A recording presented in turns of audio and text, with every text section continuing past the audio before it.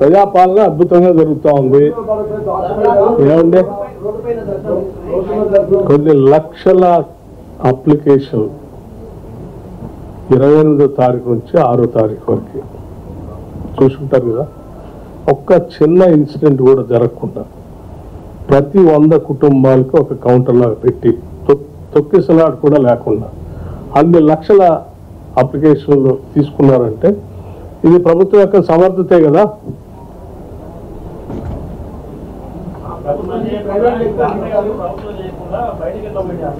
ఎక్కడమ్మా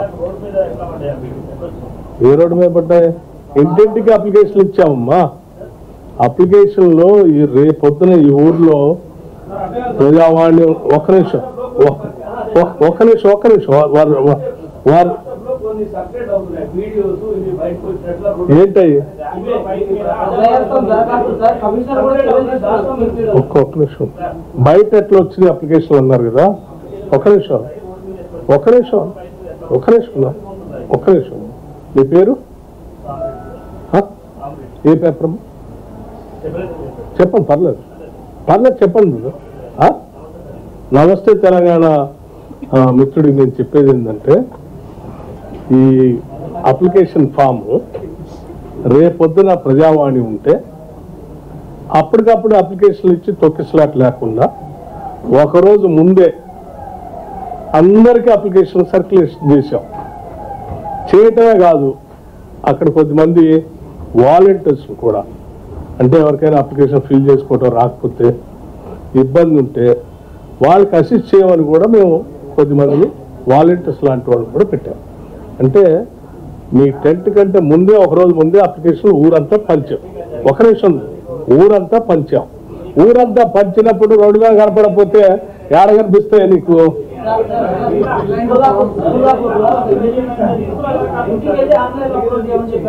అమ్మా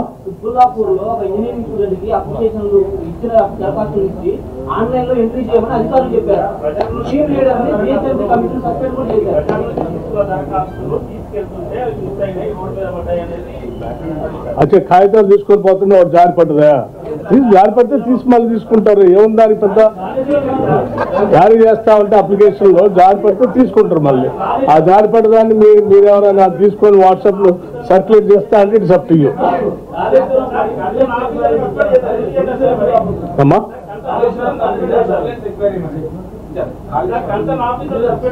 appreciate it. If we have done any mistake, government has immediately responded and taken action. తప్పు చేసి అందుకే నేను చెప్తున్నా, you have to appreciate the government. యాడికి పోవు. ఒకవేళ మీరు ఏమైనా కోరుకుంటున్నారు యాడికని పోవాలని నేను చెప్తున్నాను. ఏమైనా కోరుకుంటున్నారో మీరు యాడికని పోవాలి, యాడికి పోవాలి. కరెక్ట్ గా కంప్యూటరైజ్ చేస్తాం. ఎవరికైనా మిస్ అయితే మళ్ళీ ఇస్తాం కూడా.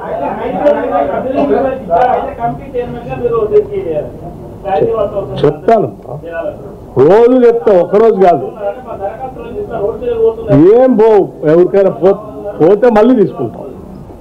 It is a continuous process. మీలాగా పాత ప్రభుత్వంలాగా ఒక నిమిషం పాత ప్రభుత్వంలాగా ఇవాళ ఒక్కరోజు ఓపెన్ చేసి మళ్ళీ తెల్లారి బంద్ చేసేది లేదు.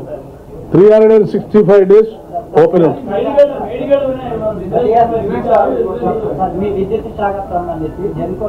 మేడిగడ్డ దాటి చెప్పనిస్తాం. సారీ అండి, చెప్పండి. మేడిగడ్డ ఏంటి? ఏం కాదు.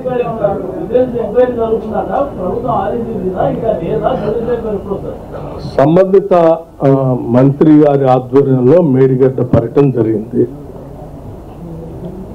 అధికారులు కూడా వెళ్ళారు. సమగ్రమైన సమాచారాన్ని తీసుకొని తగు నిర్ణయం మంత్రి గారి ఆధ్వర్యంలో జరుగుతుంది.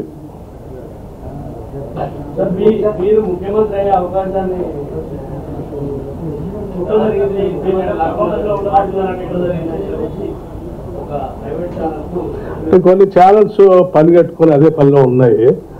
So I pity them, leave it. అది కూడా అంటున్నా అదే పని కట్టుకుని అదే ప్రకారంగా వార్తలు రాసి ఆనందపడాలని ట్రై చేస్తా ఉన్నారు.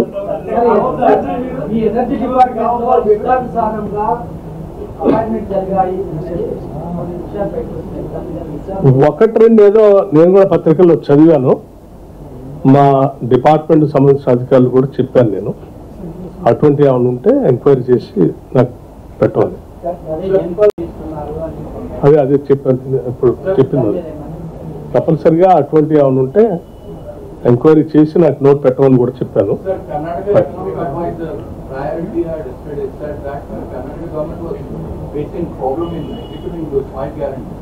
I have not seen that, brother. I'm sorry. If after seeing that, I'll respond.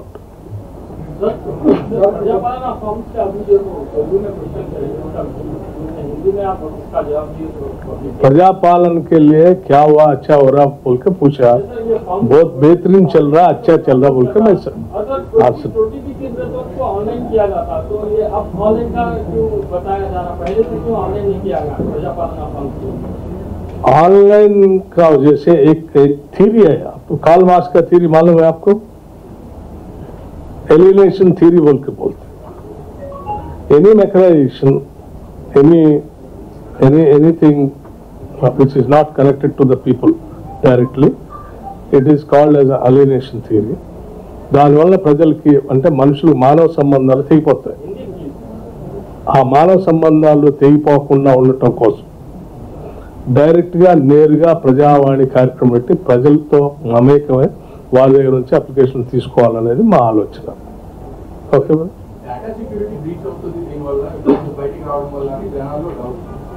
ఏం బ్రీచ్ కాదు.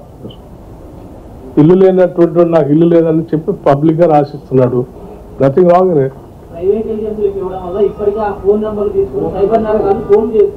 ఇల్లు కట్టిస్తా అని చెప్తున్నారా? అన్నారు కదా బ్రదర్, తప్పగా లేదు. ఓటీపీ గురించి అందులో ఇల్లు లేని వాళ్ళు అప్లికేషన్ పెట్టుకున్నారు, లేకపోతే పెన్షన్ రావాల్సిన వాళ్ళు అప్లికేషన్ పెట్టుకున్నారు. సైబర్ నేరగాళ్ళు ఎవడని ఫోన్ చేసి నేను పెన్షన్ ఇస్తా అంటే ఇబ్బంది ఏం లేదు, ఇల్లు కట్టిస్తా అంటే ఇబ్బంది ఏం లేదు.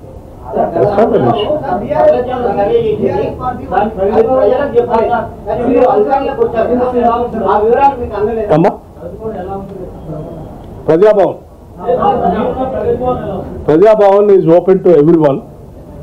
మిమ్మల్ని కూడా ఒక రోజు నేను పిలుస్తాను. రోజు 8:30 నుంచి 9:30 వరకు ఈజ్ టోటలీ ఓపెన్. ఎవరు వచ్చినా అందరినీ కలుస్తున్నాను. పర్టికులర్గా మీ మీడియా మిత్రులు మాత్రం ఒకరోజు సాయంత్రం పూట డిన్నర్కో లేకపోతే హై టీకో పిలుస్తాను. అపార్ట్ ఫ్రమ్ మార్నింగ్ 8:30 to 9:30 కాదు.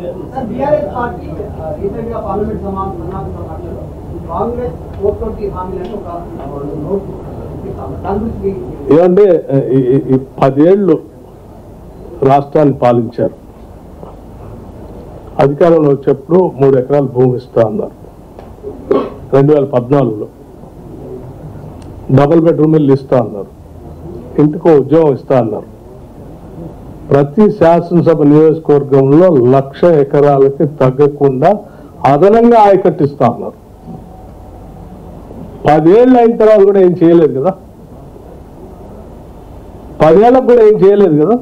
మీరా పట్టుమని 10 రోజులు రాలేదు కాంగ్రెస్ గవర్నమెంట్ వచ్చి 420 హామీలను మాట్లాడితే వాళ్ళు నవ్వుతారు కదా.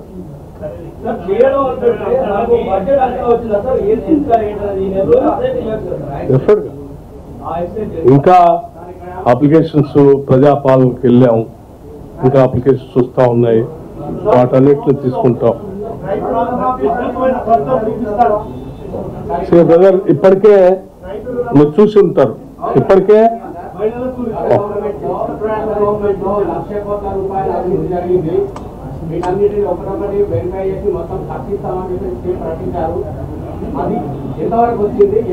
I come to you. First మీరు ఏమడిగారంటే ఏమన్నా 4 రోజుల్లో మంచి చూపిస్తారా అని అడిగారు. 100 రోజుల్లో.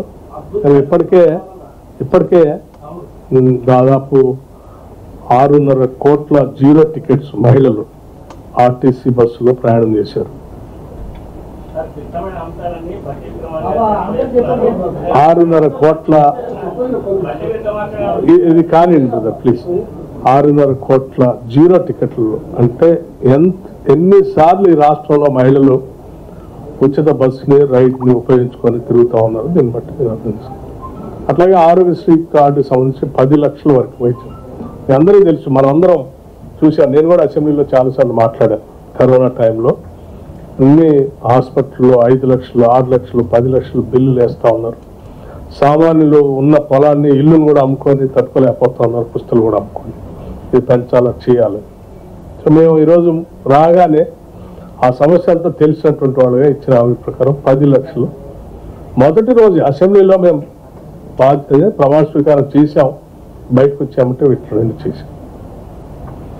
ఇప్పుడు ఇంకా అప్లికేషన్స్ ఎమ్మటే ప్రజావాణి పెట్టాం, గ్రామాల్లో గ్రామ సభలు పెట్టాం, నేరుగా అక్కడ నుంచి అప్లికేషన్ తీసుకుంటున్నాం, చేస్తా ఉన్నాం. వాటన్నిటిని చేసి తప్పనిసరిగా ఇంకా కొన్ని చేసుకుంటూ పోతూనే ఉంటాం.